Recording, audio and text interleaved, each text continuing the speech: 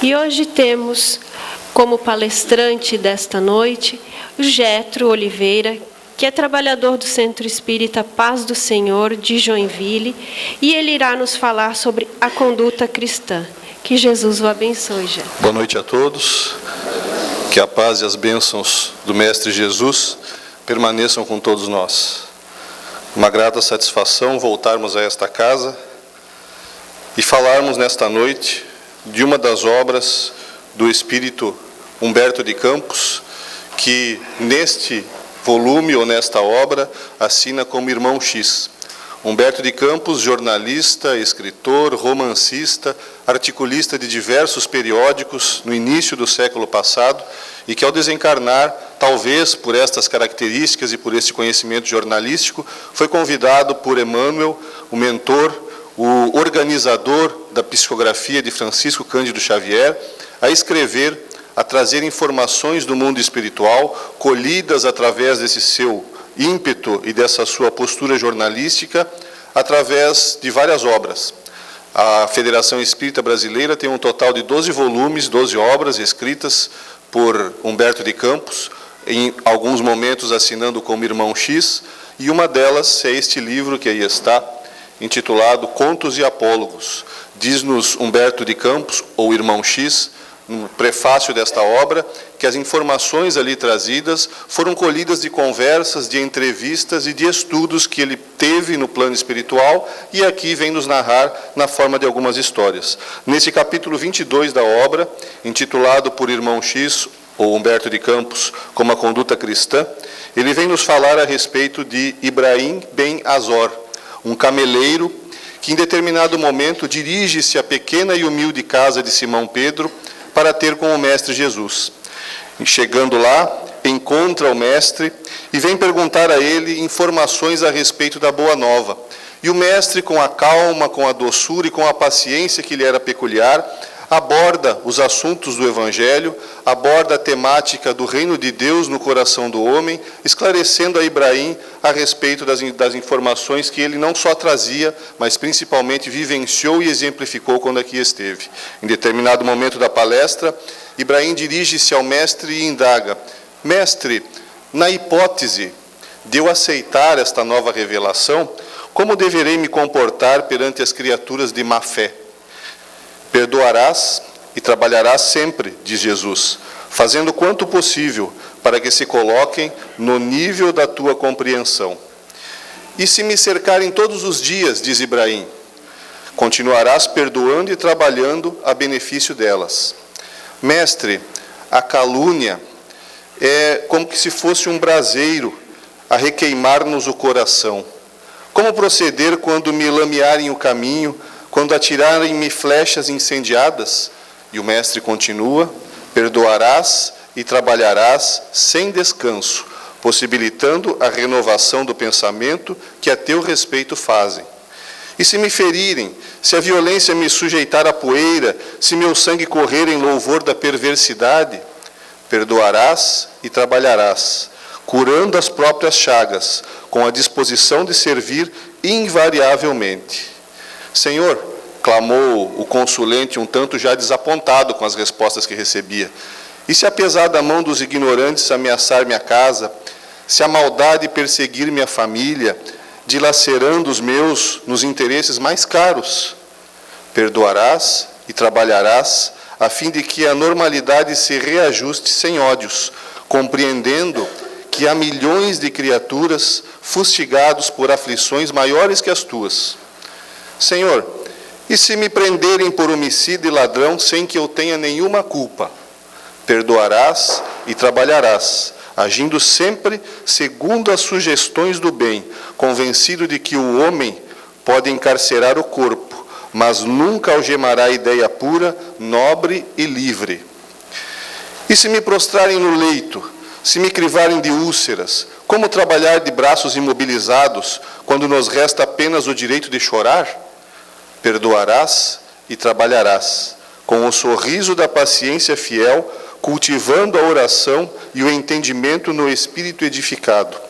Mestre, e se por fim me matarem, se depois de todos os sacrifícios aparecer a morte por estrada inevitável, Adentrarás o túmulo, perdoando e trabalhando, na ação gloriosa, em benefício de todos, conservando a paz sublime da consciência.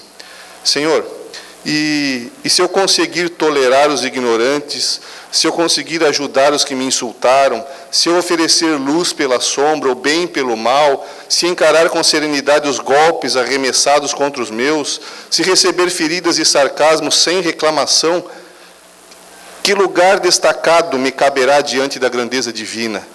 Que título honroso receberei? Depois de todos os nossos deveres integralmente cumpridos, respondeu o mestre, sem alterar a sua mansuetude, não passamos de meros servidores à face do Pai, e a quem pertence o universo, desde o grão de areia às estrelas distantes.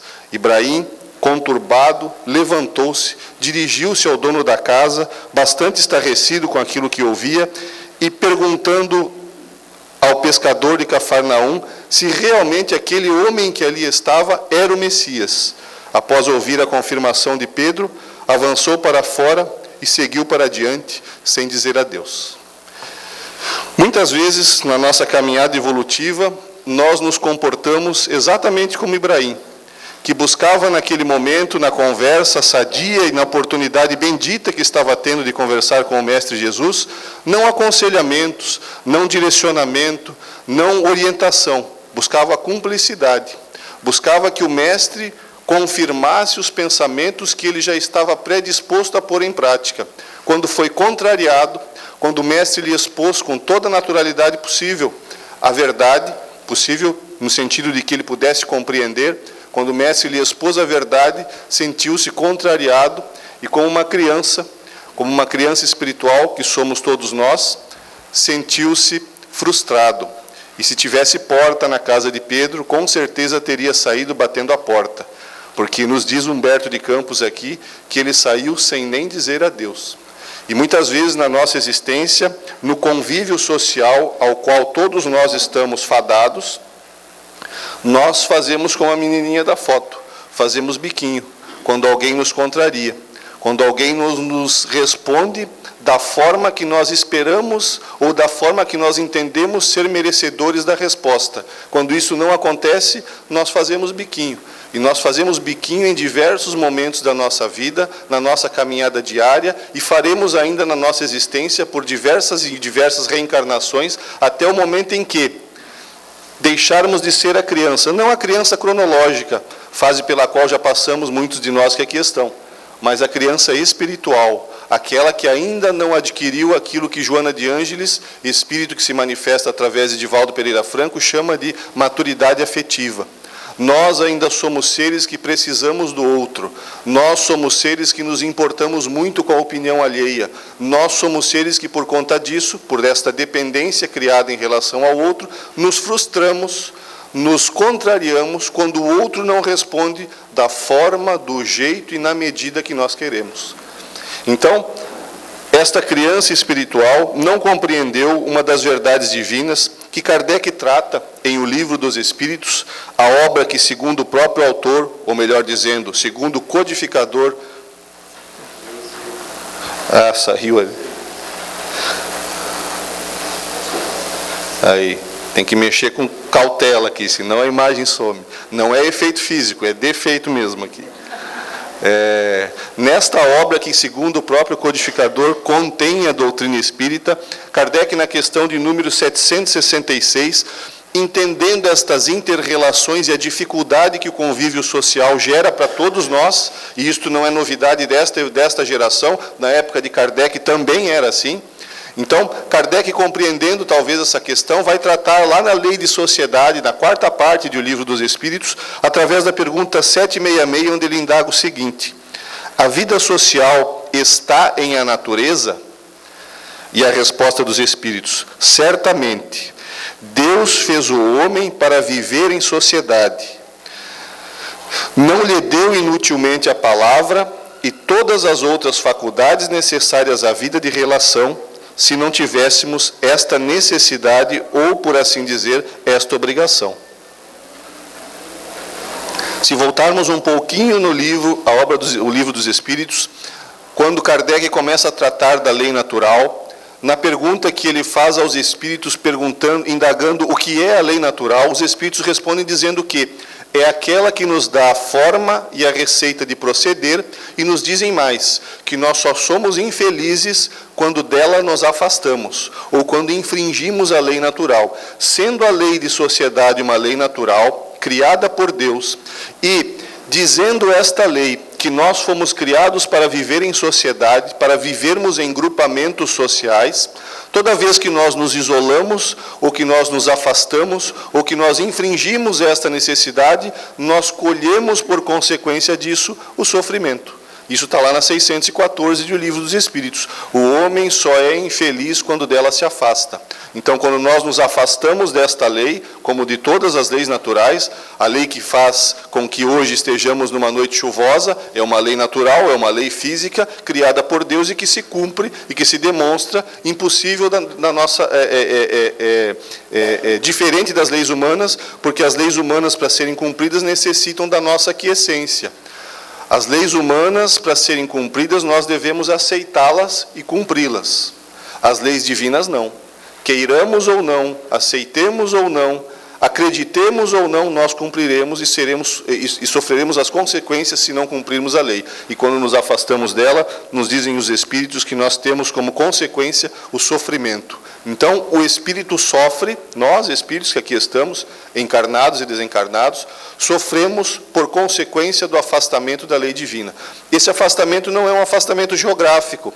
Não existe posição geográfica no universo em que exista uma criatura fora do guarda-chuva da lei divina. Não existe geograficamente. Afastar-nos da lei divina significa deixar de cumpri-la ou agir em desconformidade com esta lei. Por exemplo, se nós sairmos aqui da casa espírita na noite de hoje, nos direcionarmos para os nossos lares e nos alimentarmos de uma comida bastante pesada e em uma quantidade bastante exagerada, todos sabemos quais serão as consequências.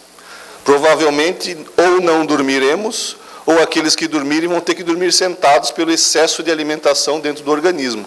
E isto é uma infração à lei divina. A lei divina criou o nosso aparelho biológico, e nós somos autores deste corpo físico do qual nos utilizamos, com uma limitação. Nós temos uma capacidade do nosso estômago de absorver e de receber um determinado volume de alimento.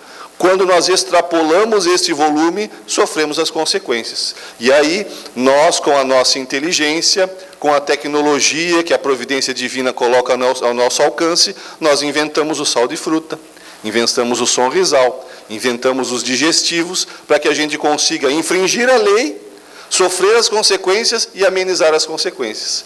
E aí, por conta disso, acabam se desenvolvendo a diabetes, acabam se desenvolvendo a obesidade mórbida, acabam se desenvolvendo as úlceras, as gastrites, por conta dos abusos que fazemos, porque a dor, que é o instrumento hábil para a nossa chamada à responsabilidade, é burlada com os medicamentosos que nós criamos para que possamos infringir a lei e não sofrer as consequências dessa infração. Se nós fazemos isto com as leis físicas que vigem a existência do nosso corpo físico, com as leis morais, muito maiores são as nossas infrações e, por conta disso, maiores serão os nossos sofrimentos enquanto continuarmos agindo assim. E é exatamente na sociedade, no convívio social, que nós encontramos estas dificuldades. Joana de Ângeles, no livro O Despertar do Espírito, uma das obras da chamada série psicológica de Joana de Ângeles, ela vem nos dizer que o ser humano, de forma alguma, pode viver sem os relacionamentos que lhe constituem fatores básicos para o enfrentamento dos desafios e o desenvolvimento dos valores que lhe jazem interiormente de forma embrionária. Quando nós ouvimos ou quando nós lemos uma informação trazida por um espírito do quilate de Joana de Ângeles, é diferente de nós ouvirmos uma informação trazida por alguém que ocupa momentaneamente a tribuna da casa espírita. Nós que aqui estamos na atribuição de expositores, de palestrantes, de coordenadores de grupos de estudo, estudamos um determinado tema e apresentamos esse tema. O espírito que ali está não é assim. Ela estudou o tema, vivenciou o tema, potencializou o tema internamente em si como espírito em evolução e por conta disso nos traz aqui não somente informações colhidas do aprendizado que nós estamos aqui fazendo na noite de hoje, por exemplo, mas colhidas da vivência destes postulados. Então, quando ela vem nos dizer que os relacionamentos constituem fatores básicos, ela está dizendo que nós precisamos destes relacionamentos para conseguirmos, olha o que ela diz logo na sequência, o desenvolvimento de valores que jazem interiormente de forma embrionária. Então, como é que nós vamos desenvolver o amor? Como é que nós vamos desenvolver a paciência? Como é que nós vamos desenvolver a tolerância? Como é que nós vamos desenvolver o perdão e depois a indulgência, se nós não tivermos este convívio social? Impossível na vida de isolamento ou de clausura, sem os interrelacionamentos necessários ao nosso processo evolutivo, desenvolvermos tudo isso. E neste mundo em que habitamos, nesse planeta de provas e de expiações, no amanhecer, no iniciozinho, no primeiro minuto, depois da meia-noite do mundo de regeneração, as diferenças são enormes. Isto é característico do tipo de mundo que nós habitamos. As opiniões são completamente diversas entre nós. Não existe uma uniformidade de opiniões por conta do estado evolutivo do nosso planeta, ainda bastante atrasado. Em mundos mais evoluídos, esta uniformidade começa a ser maior, porque todos os espíritos buscam e vivenciam o bem que existe dentro de nós de forma embrionária. Todos nós, habitantes do planeta Terra, temos dentro de nós a sensação do bem, porque fomos criados por Deus. Tanto isto é verdade que na obra O Grande Enigma, Leon Denis, tratando da lei de solidariedade, esclarece de uma forma extraordinária essa questão, porque ele nos diz que a lei de solidariedade, que é uma lei divina, é tão forte que o sofrimento do próximo nos afeta. Nós podemos estar assistindo um programa televisivo. Quando aparece alguém em estado de sofrimento, nós sentimos, nós nos afetamos, nós nos desarmonizamos, nós nos desequilibramos. Mas a gente nem conhece a pessoa, nem sabia que a pessoa existia. Mas o fato de saber o sofrimento pelo qual aquela criatura está passando, nos afeta. E por que nos afeta? Por causa da lei de solidariedade que nos liga a todos os habitantes do planeta terreno. Fazemos parte de uma grande caravana evolutiva, em caminhada evolutiva, em viagem evolutiva, com destino à perfeição relativa. Situação a qual nós estamos todos condenados, sermos perfeitos e felizes um dia. Não é extraordinária esta condenação? Estamos todos condenados a sermos perfeitos e felizes. Esta é a nossa condenação. Mas isso só por si, deveria ser motivo de alegria e de motivação para essa caminhada, mas ainda não é. Por conta de nós não entendermos que são os atritos e as dificuldades do dia a dia que promovem o nosso desenvolvimento dos valores que ainda estão em forma embrionária, como o amor, que se apresenta para nós inicialmente na forma de amizade. A amizade é uma forma de amor. Quando nós nos interrelacionamos e quando nós criamos amigos, nós estamos desenvolvendo o amor que um dia será igual àquele que o Cristo, quando aqui esteve, demonstrou. Que um dia será igual àquele que o Cristo, quando aqui esteve, usou ou emanou quando recebeu o cidadão Ibrahim reclamando da vida lá na casa de Simão Pedro. Mas isso passa inicialmente pela amizade. Quando os Espíritos nos disseram, Espíritas, amai-vos, Espíritas, instruí-vos, o ensinamento era esse. O amai-vos não significa que nós devemos demonstrar um amor que não nos é competente ainda. Um amor para o qual nós ainda não temos competência, que é o amor do Cristo. Mas o amai-vos no sentido de termos amizade um com o outro, tolerância, indulgência, perdão, e instruí-vos, porque através da instrução nós vamos desenvolver este sentimento que existe de forma embrionária, que ainda está na sua fase alucinada de aparecimento, como diz Joana de Ângeles em uma outra obra, e que um dia se tornará o amor do Cristo. Mas é fácil nós termos amigos? Garanto que muitos responderam não, mesmo sem mexer a cabeça e sem falar nada. E por que não é fácil termos amigos? Porque termos amigos dá trabalho. Às vezes nós dizemos assim, que as pessoas da nossa amizade, do nosso círculo de amizade, não preenchem os dedos de uma mão. E por que isso é assim? Por egoísmo e por orgulho. Porque a partir do momento que o amigo não clica lá no Facebook e não curte o meu comentário, eu já começo a botar um pezinho atrás. A partir do momento que ele não curte e além de bota um comentário em desacordo com aquilo que eu coloquei, eu já boto 2 pés para trás. E aí eu vou me afastando, e ele vai se afastando, e eu vou me afastando, e ele vai se afastando, e acaba a amizade. Então, orgulho, egoísmo, acomodação e preguiça de nossa parte, por conta disso. Termos amigos dá trabalho, é assim que é. É assim que é o que está acontecendo ali na citação do livro de Joana de Ângeles. Desenvolvimento dos valores que jazem dentro de nós de forma embrionária. Dá trabalho. Evoluir dá trabalho. Ter conhecimento dá trabalho. E o trabalho faz parte desse nosso crescimento e desse nosso aprendizado. Então, se eu quero ter amigos, eu preciso ter paciência, compreensão. E não é aqui na Casa Espírita, assistindo uma palestra nas 6 horas da tarde de um sábado, que eu vou desenvolver a paciência. Aqui é muito fácil. Aqui estamos todos predispostos a ouvir, a compreender, a entender, a conversar, a dialogar e a nos sentirmos bem.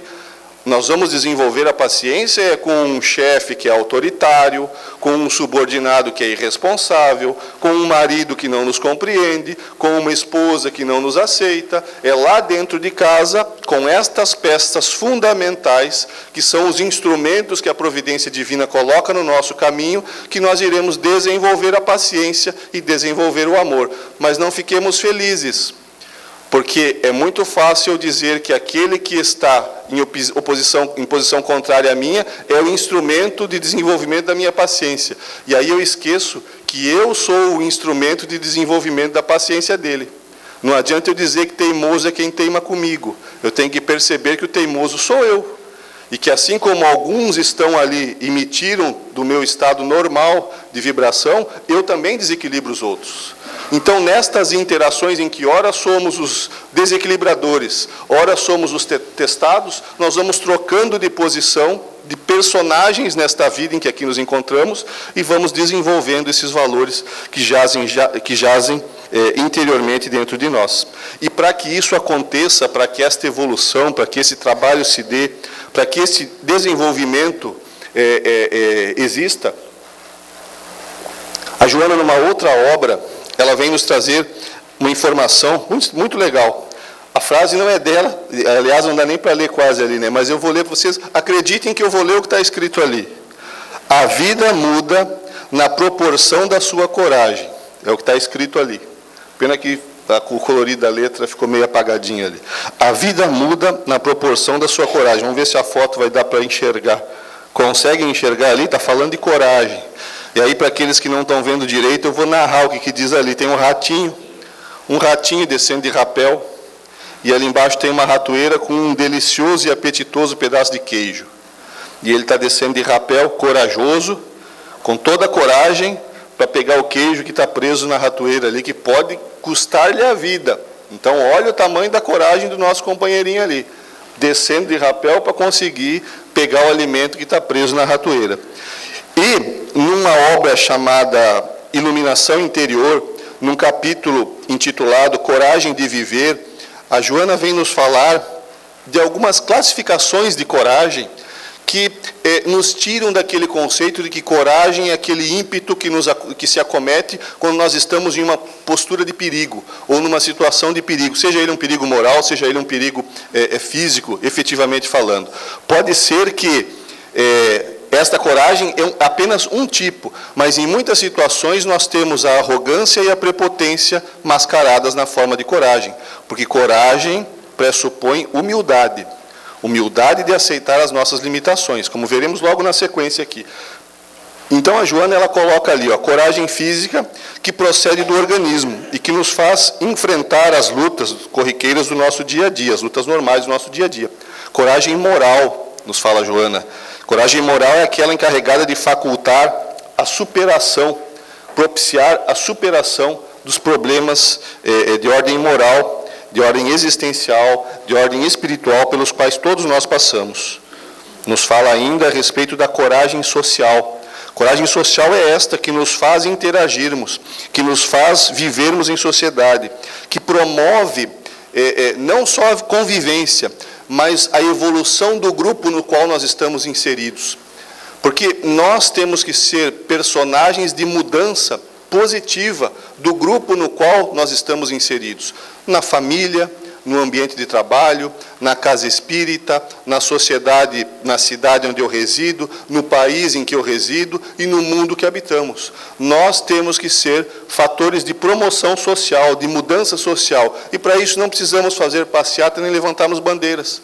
Basta modificarmos a nossa conduta pessoal e sermos pessoas éticas e corretas.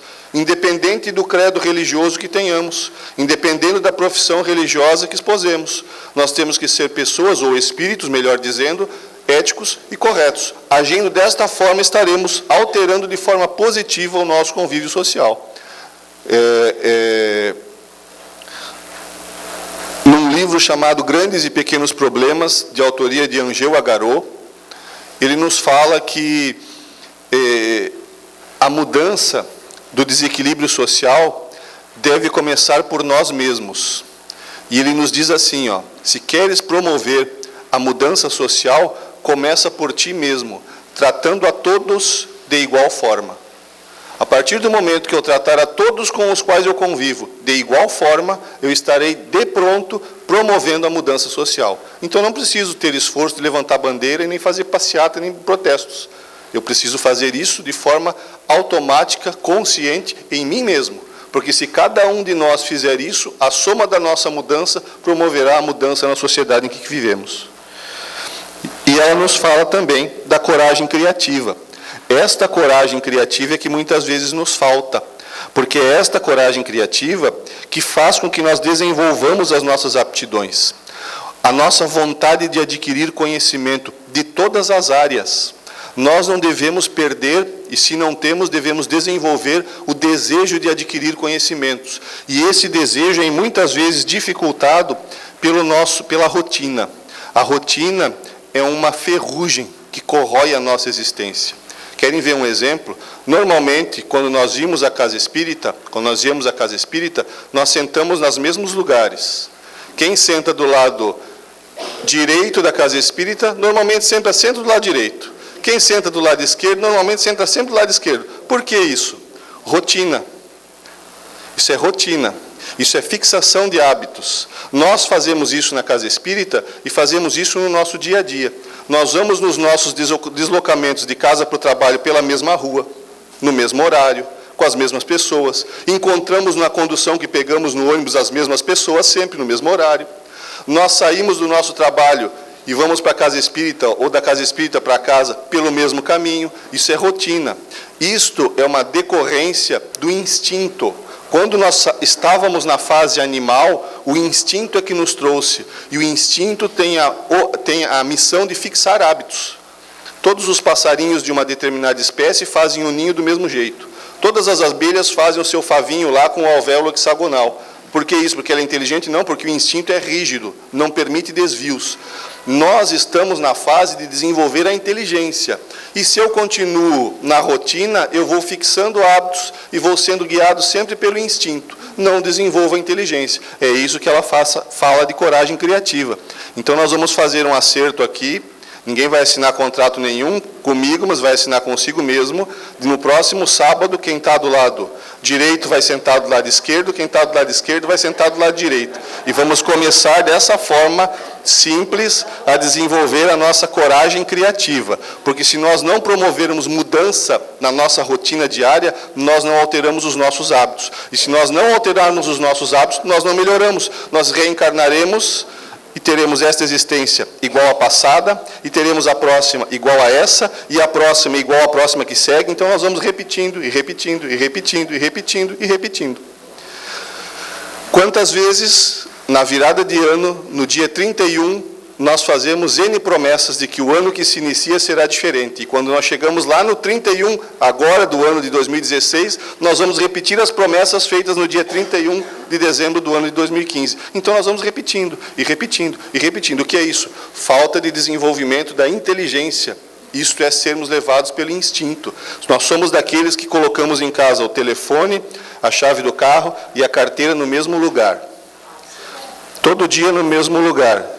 Aí um dia eu deixo o celular ou a carteira em outro lugar, pego a chave do carro e vou para o trabalho. E esqueço. Por que eu esqueço? rotina, instinto. Enquanto eu faço isso, eu estou sendo levado pelo instinto. Então, uma boa técnica que nós aprendemos é dizer assim, ó, celular, eu vou te deixar aqui, ó, em cima da mesinha da cabeceira, viu, celular? Mas amanhã eu vou te pegar. Isso exercita o nosso cérebro, é uma boa técnica, e faz com que nós deixemos de esquecer as coisas. Dessa forma, nós estaremos desenvolvendo a coragem criativa. Tudo aquilo que nos bota numa zona de conforto e que nós fazemos do mesmo jeito constantemente é fixação de hábitos. E a fixação de hábitos gera rotina, e a rotina nos impede o desenvolvimento da coragem criativa. Se queremos mudanças, devemos promover a mudança. E não é nas passeatas e nos protestos diversos que aconteceram até em nosso lar, quando foi cortada a sopa. Quando cortaram a sopa em nosso lar, podem ler lá no livro. André Luiz não fala com estas palavras, fala com uma riqueza de vocabulário muito incomparável ao que eu estou usando aqui, mas houve protesto. As pessoas fizeram cartazes e foram para a rua. E olha que o ministro do nosso lar levou 30 anos. 30 anos explicando, olha, alimentação do corpo fluídico não precisa disso, nós podemos nos alimentar do ar, e foi explicando, esclarecimento, e aulas, chegou um momento que ele disse, chega, está cortado, pronto, o pessoal foi para a rua fazer passeata. Então, se nós não queremos desencarnar e ficar lá no plano espiritual fazendo passeata, vamos começar a fazer nossas mudanças pequeninas agora. Troca de lugar na casa espírita, vai para casa por um outro caminho, não deixa as coisas que pega todo dia no mesmo canto, bota em lugares separados. Vou esquecer alguns dias? Claro que vai, mas no próximo dia vou ficar mais atento. Vou ter aprendido, e aí vou desenvolvendo a inteligência, que é o que nós todos que aqui estamos aqui para fazer, desenvolver a inteligência. Não precisaríamos ter conhecimento nenhum de doutrina espírita. Aqueles que não o têm serão espíritos perfeitos um dia. Então, qual é a função da doutrina espírita? Fazer com que esta evolução se dê de forma consciente. De forma consciente significa, eu sei o que eu estou fazendo e faço porque eu quero que assim seja. Como nós fazemos quando buscamos fazer aquilo que nos dá prazer. E a coragem também passa pela coragem de se reconhecer. Ali não dá para ver, mas tem na foto lá, tem um ovo colocado bem na quina da mesa aqui, quase caindo. Um ovo de galinha colocado na quina da mesa aqui, quase caindo. Imaginem vocês que eu coloco esse copo cheio d'água aqui, ó. Muitos já estão agoniados, só de ver e pensar que eu vou soltar o copo aqui, ó. Aqueles que se agoniam com esta situação estão demonstrando um tipo de neurose chamada neurose de harmonia. Mas isso é uma conversa para uma outra oportunidade. Eu me incomodo com esse copinho na beirada, eu sou obrigado a pegar ele e botar para cá. Ali acontece a mesma coisa. Então, esta coragem... Estamos em briga com o cabinho aqui hoje. Essa coragem que a Joana fala, de entendermos ou de percebermos reconhecer a nossa incompetência. Só um minutinho. O ovo apareceu. Apareceu até o ovo agora. Aí, olha aí. Apareceu. Conseguimos, vamos ver se ele fica. Coragem de reconhecer os meus limites. Senão não é coragem, é arrogância, porque eu penso que eu sou aquilo que eu não sou. Eu penso que eu consigo fazer aquilo que eu não consigo fazer. Reconhecer os limites, reconhecer as deficiências, reconhecer as minhas dificuldades. Hoje de manhã passou num programa televisivo uma entrevista com os atletas paralímpicos. E quem fez a entrevista com os atletas foram duas deficientes, uma cadeirante e uma menina cega, que é estudante de jornalismo, a cega é estudante de jornalismo. E ela fez um depoimento no final do programa extraordinário, porque ela disse assim, ó, que quando ela passou pela experiência, porque eles, como entrevistaram os atletas, eles tiveram que fazer algumas atividades que os atletas fazem, atletas paralímpicos. E ela foi convidada a treinar judô. A menina cega foi convidada a treinar judô. E aí a repórter perguntou para ela, qual foi a sua maior dificuldade quando você passou por essa experiência? E ela disse, a minha maior dificuldade foi cair. Porque quando eu cheguei, o professor que ia me dar aula de judô disse assim, você vai aprender primeiro de tudo, a cair. E ela disse que naquele momento ela percebeu que ela não se dava o direito de cair. Como ela tem uma deficiência física, no caso a cegueira, ela sempre acreditou que, durante a vida dela, que ela tem que mostrar força, que ela tem que mostrar uma competência que ela não tem. E por conta disso, ela não se dava o direito de cair. Então, o mais difícil para ela naquela experiência do judô foi cair, porque ela teve que cair ao chão. Então vejam que para reconhecer os nossos limites, nós precisamos ter coragem. Isso faz parte do nosso aprendizado e do nosso crescimento. Nós somos aqueles atendentes do atendimento fraterno na casa espírita que não nos damos ao direito de sermos atendidos. O atendimento fraterno nos blinda, de alguma forma, como trabalhadores, das dificuldades do nosso dia a dia, das nossas fraquezas morais, em absoluto. Nenhuma atividade da casa espírita me blinda das minhas deficiências e das dificuldades que eu tenho que enfrentar. Então, reconhecendo isto, eu como espírita, eu preciso perceber que eu também posso ser atendido por um colega do atendimento fraterno, desde que eu me sinta desequilibrado, desarmonizado e necessitando de uma conversa, sem problema algum. O conhecimento da minha limitação e das minhas deficiências e das minhas dificuldades me permite, como aplicador de passe, entender que em um momento em que eu não esteja apto, não esteja me sentindo bem para aplicar o passe, eu não só posso, como eu devo receber o passe. Porque é um processo de socorro que está à nossa disposição, inclusive para os trabalhadores da casa espírita. Eu tenho que compreender que, apesar dos 30, 35, 25, 40 anos de estudo, eu não sei tudo. E que a oportunidade que me será dada no próximo final de semana, através do seminário que foi anunciado aqui pela Alquine, é extraordinária para que eu aprenda, para que eu cresça e para que eu me melhore como trabalhador e tarefeiro da casa espírita, independente do tanto de anos que eu tenho aqui de doutrina espírita. Porque o único ser que aqui passou e que não tinha problema algum, e que não tinha comprometimento nenhum, nós matamos. O nome dele era Jesus Cristo. Esse foi o único ser que passou pela terra que não tinha a menor dívida com nada daqui. E nós assassinamos ele, Jesus Cristo.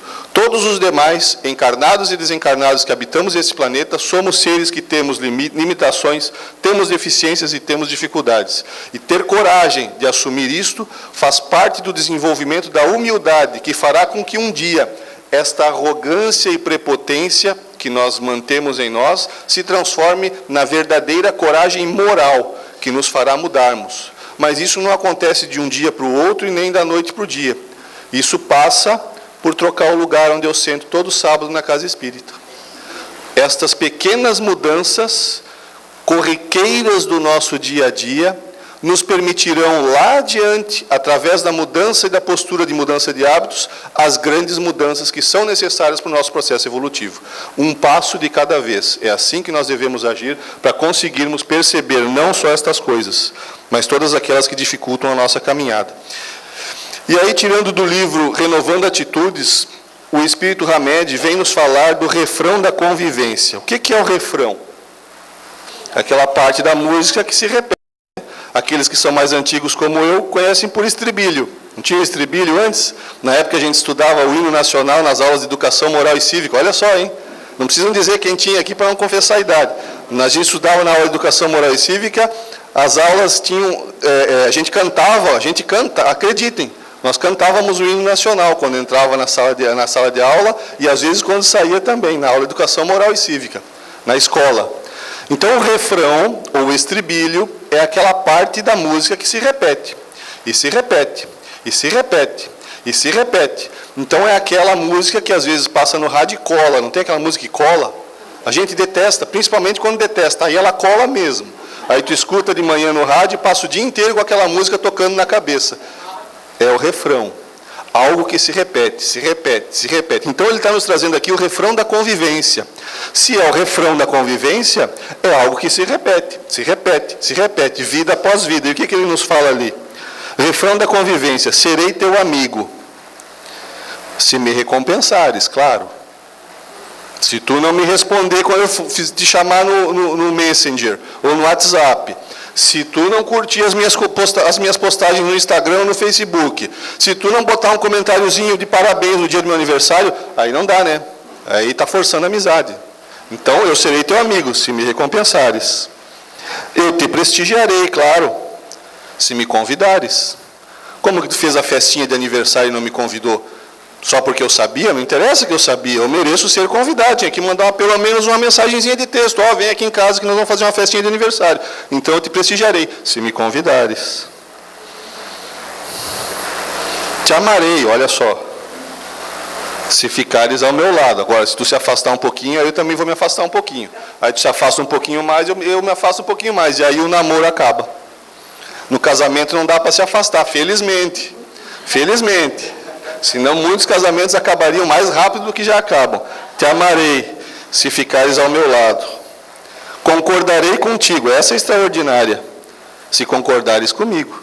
Então, se tu pensar a mesma coisa que eu penso, nós concordamos. Sem problema algum. Agora, se a tua opinião for diferente da minha, aí já começou um problema. Aí já está difícil ser amigo. É difícil ser amigo desse jeito, né? O cidadão não me recompensa, não me convida para onde ele vai, não fica do meu lado e não concorda comigo. Como é que eu vou ser amigo de uma criatura dessas? Ibrahim, lembram do Ibrahim conversando com Jesus? Foi isso que ele sentiu. Jesus falou a pura verdade para ele. E ele sentiu isso aí, ó. E por que ele sentiu isso? Porque isso é o que nós estamos acostumados. Isso é o que gera, quando nós não entendemos que isso é uma verdade que deve ser mudada, gera um sentimento terrível, que é o ressentimento. E aí a letra está pequenininha, eu vou fazendo ali, vocês vão acompanhando, peço desculpas a todos, nós vamos acompanhando na leitura aqui. O ressentimento é um sentimento que gera e acumula amargura. A pessoa fica amarga porque tem ressentimento. Transforma-se em rancor. Durante muito tempo ele se transforma em rancor. Esse rancor gera mau humor, indisposição constante, rebeldia. Então, olha só o que acontece quando nós alimentamos aquilo que começou com um pequenino ressentimento. E bastava eu ir lá e falar com a pessoa, porque às vezes ela falou sem pensar e nem estava direcionado para mim. Porque nós vamos acumulando esse sentimento e a nossa molinha de compressão vai apertando. E vai apertando. E vai apertando, e eu fico com aquela mola comprimida, pensando que estou sendo tolerante. Isso não é tolerância. Chega um determinado momento que alguém fala algo e a mola escapa. E aí aquele coitado que não tinha nada a ver com a história, ouviu um monte de coisas e nem entendeu por que ouviu isso. Ouviu porque ele foi o causador do disparo da molinha que estava comprimida, ou do balão, que eu guardo o ressentimento e eu sopro um balãozinho. E aí vem um outro ressentimento. E aí eu não transformo, não refaço essa energia, não reutilizo essa energia, uma hora o balão explode. Quando ele explode, coitado de quem esteja perto. E se acontecer de ele explodir do outro comigo, agora que a gente viu isso aqui, nós temos obrigação de compreender, o balãozinho dele explodiu, ou dela explodiu, e não era comigo. Provavelmente foi o acúmulo das dificuldades acontecidas durante aquele dia que fez com que naquele momento uma coisinha desse tamanho que eu falei, para ela ou para ele pareceu enorme e o balão explodiu e ela descarregou toda aquela energia em cima de mim. Tem que compreender, porque muitas vezes sou eu que explodo o meu balão em cima dos outros. Mau humor, indisposição constante, rebeldia, suspeitas infundadas. O mal-humorado, o indisposto, o ressentido, o rebelde, tem suspeitas infundadas. Sempre que ele vai lidar com aquele pelo qual nutre um ressentimento, tem uma suspeita de que a ação do outro será sempre negativa. Ele nunca está disposto a conversar comigo. Então, aquela reunião familiar que eu não vou porque eu sei que o cunhado aquele vai. E quando ele vai, eu me desequilibro. Mas o problema não sou eu, é ele. Porque ele é um rebelde, ele é um indisposto, ele é um mal-humorado. Eu não, eu sou tranquilo, calmo, paciente, predisposto a fazer uma amizade, a perdoar e a ser indulgente, mas ele não. Então é difícil, eu não vou naquela reunião, porque eu sei que o fulano de tal ou a fulana de tal estarão lá. Então esse é o ressentimento que acontece, quando eu não entendo que todas aquelas coisas que nós vimos ali no refrão da convivência fazem parte do nosso processo evolutivo. Então ele vai nos dar algumas dicas, porque isso é uma situação conflitiva que nos desequilibra, que nos traz consequências graves, inclusive doenças. A ciência está aí mostrando as doenças psicossomáticas que são causadas por esse tipo de desequilíbrio. Todas as doenças físicas são consequência de um desequilíbrio no espírito. Então, tratar a doença física é tratar a causa, tratar o efeito. Se eu não tratar a causa, o efeito volta. É como tomar o passe. Eu venho aqui, tomo passe, recebo energias extraordinárias, saio me sentindo bem. Quando eu boto o pé da porta para fora, eu olho para cima de, poxa vida, não para essa chuva, né? De que adiantou a aspirina que eu tomei ali no passe? A rebeldia se demonstrando. Quem é que faz chover? A lei física. Adianta eu me rebelar? Não. E ela depende de mim? Graças a Deus, não. Senão a gente ia ter gente com um sol em cima de casa e do lado do vizinho com chuva. Porque cada um gosta de uma coisa. Um ia estar morrendo de calor, o outro passando frio. Felizmente, é Deus que regula tudo isso. Mas nós, espíritos em situação conflitiva, nos revoltamos contra o tempo. Olha só. Nós nos revoltamos contra o tempo. Abro a janela no domingo de manhã chovendo e diz, meu, que dia feio. Que dia horroroso. Por que horroroso? Só porque está chovendo? Chover faz parte. E se nós lermos as obras de André Luiz, vamos entender no mundo espiritual a consequência saudável que a chuva causa. Vou deixar aqui cenas dos próximos capítulos, pesquisem na obra de André Luiz. Atitudes de caridade que vão nos permitir sair desta situação de conflito. Olha só que legal, do mesmo livro, Renovando Atitudes. Diante da fofoca. Isso aqui que essa palestra eu fiz em Joinville, e lá em Joinville tem muita fofoca. Aqui em Balneário eu acho que não, mas eu vou usar o mesmo slide aqui, vocês me perdoem, tá? Lá em Joinville, contra a fofoca, fazer-se de surdo. A pessoa vem com aquela empolgação tremenda para contar. E às vezes o certo seria dizer assim, ó, precisa eu saber? Eu tenho que saber disso aí? Não, não precisa. Então, muito obrigado por não me contar. Mas a gente também, curioso como somos, conta. Diante da fofoca, fazer-se de surdo. Tá bom, conta. Mas pelo menos não passa adiante. Não reencaminha no WhatsApp. Deixa ali no seu. Apaga a mensagem, não passa para frente. Jesus que passa mesmo, fala ao contrário. Então quando nós fazemos isso, nós entramos na vida de um terceiro. Aquilo era problema de Deus. A partir do momento que eu dei o meu pitaco, passei a ser problema meu. Então eu já tinha os meus problemas, agora eu dei um pitaco na vida do outro, o outro agiu conforme o meu pitaco e eu passei a ser responsável.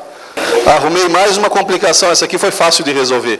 Arrumei mais uma complicação para a minha existência. Era problema de Deus, eu não tinha nada a ver com isso, era Deus que ia resolver com ele e com ela. Agora eu dei o meu pitaco, pronto, me comprometi. Bem feito, vai responder por esse comprometimento. Então, diante da fofoca, fazer-se de surdo. Diante do desespero, palavra amiga. Às vezes a palavra amiga, ela nem sai da boca, ela é aqui, ó. Às vezes a pessoa não quer ouvir nada. O fato de emprestarmos os nossos ouvidos já é o suficiente. Era isso que ela precisava. Ela até disse assim, saiu aliviada. Estou me sentindo muito melhor. Por quê? Porque eu emprestei os meus ouvidos. E isso é uma dificuldade que nós temos. Dificuldade de ouvirmos os outros sem querer dar o pitaco. Estou falando para mim isso. E para a turma de Joinville, não é para o pessoal aqui de Balneário Camboriú. Desespero é uma palavra amiga. E olha só aí, ó, diante da arrogância do nosso companheiro, não melindrar-se. Sandra de La Pola tem uma frase que eu acho extraordinária, uma palestrante lá do Rio Grande do Sul, uma profunda estudante da doutrina espírita, que nos diz que o centro espírita é o local onde existe a maior concentração de melindrados por metro quadrado. Isso é ela que disse, não fui eu. Não se melindrem, por favor. Foi a Sandra de La Pola que falou, e como ela disse em público, eu estou usando a fala dela aqui. O centro espírita é o local que existe a maior concentração de melindrados por metro quadrado. O que é óbvio, porque se nós tivéssemos aprendido com Moisés, 1500 anos antes de Cristo, não precisava ser espírita hoje. Se nós tivéssemos aprendido com o Cristo 2000 anos atrás, não precisava ser espírita hoje. Muitos aprenderam. Mas como nós não aprendemos com Moisés, como nós não aprendemos com Jesus Cristo, nós estamos aqui, os teimosos da escala evolutiva, tendo a oportunidade da doutrina espírita terceira revelação. Então, é uma oportunidade que estamos tendo para que a gente consiga compreender, entender e melhorar isso aí. E para finalizarmos, lá no livro O Problema do Ser, o Destino e da Dor, de Leon Denis, ele nos diz assim, ó, a respeito desta convivência, para que ela se torne positiva. Sejamos severos conosco e tolerantes com os outros.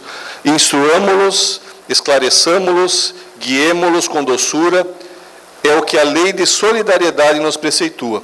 Severidade conosco e com as nossas atitudes. Tolerância com as atitudes dos nossos companheiros. Se for uma atitude boa, vamos copiar.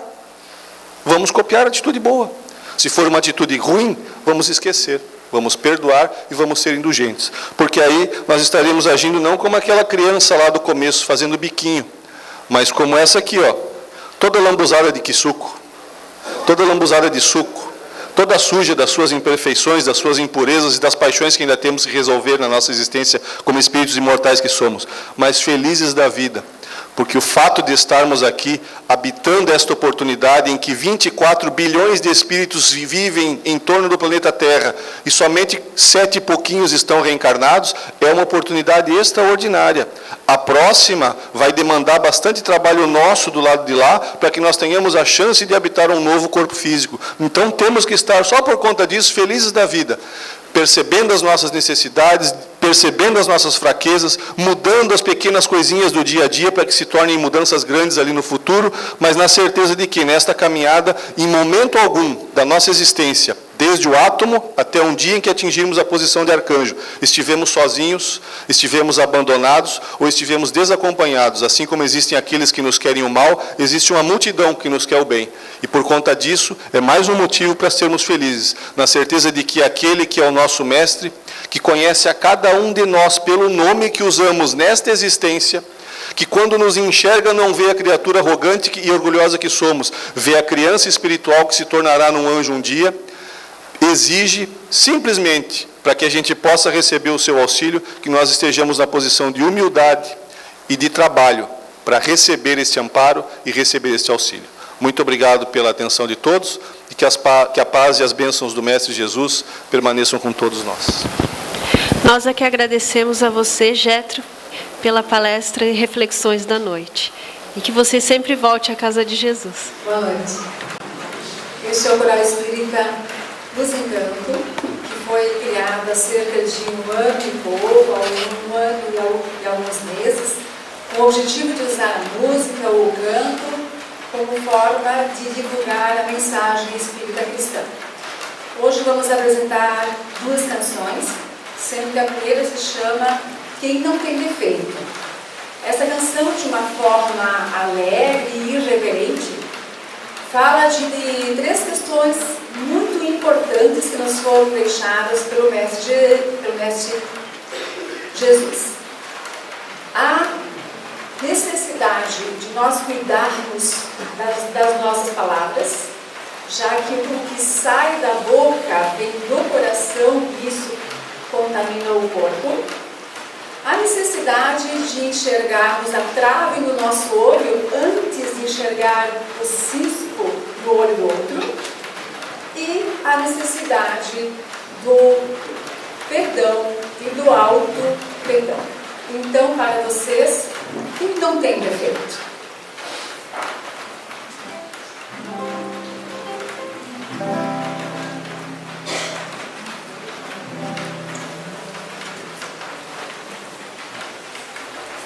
É muito chata uma pessoa que só reclama, que só vive criticando. Pensando nisso, eu penso em mim e faço força pra deixar de ser assim. É muito feio viver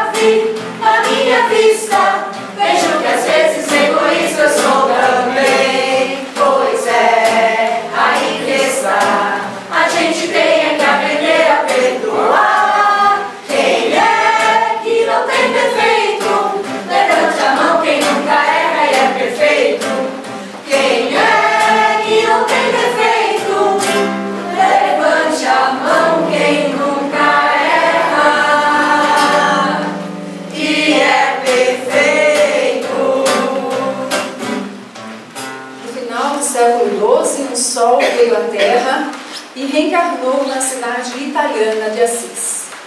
Deixou-nos um legado de amor ainda incompreendido por nós. E também nos deixou uma das mais belas orações conhecidas pela humanidade terrena. Dele para nós, para todos nós, oração de São Francisco.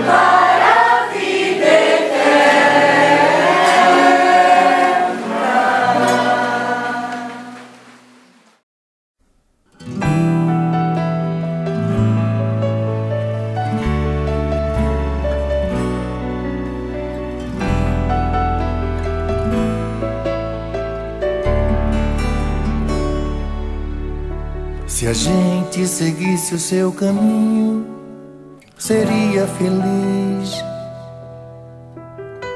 Se a gente ouvisse os seus conselhos, seria feliz. Se fosse manso como ele, seria feliz. Tinha mais coragem e determinação pra mudar. Se a gente compreendesse mais o que ele deixou, seria caridade e paz, amando o amor. Não ia mais ficar chorando, nem se lamentar. Quem seguir o seu exemplo vai se iluminar. Quando acusados ou amor, caluniados ou perdão, quando traídos ou a luz do coração, quando atacado ele sorriu.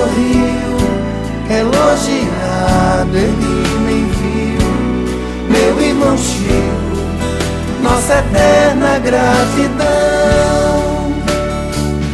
Quando acusados ou amor, caluniados ou perdão, quando traídos ou a luz do coração, quando atacado ele sorriu, elogiado ele nem viu.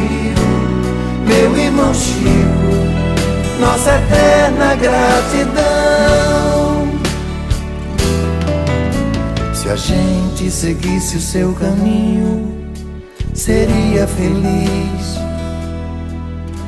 Se a gente ouvisse os seus conselhos, seria feliz.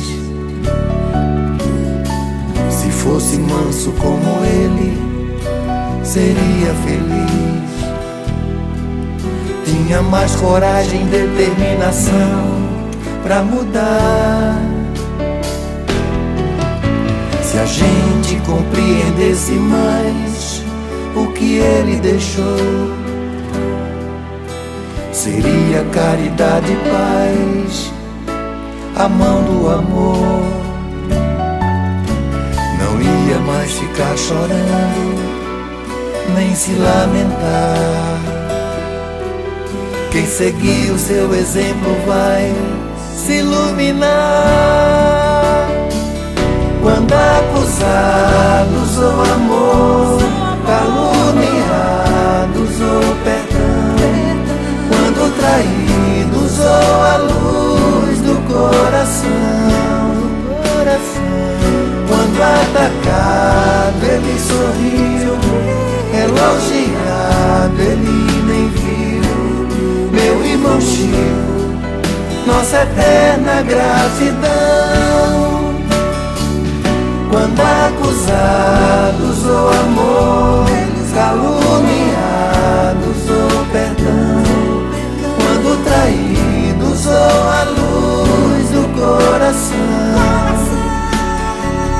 quando atacado ele sorriu, elogiado ele nem viu. Meu irmão Chico, nossa eterna gratidão.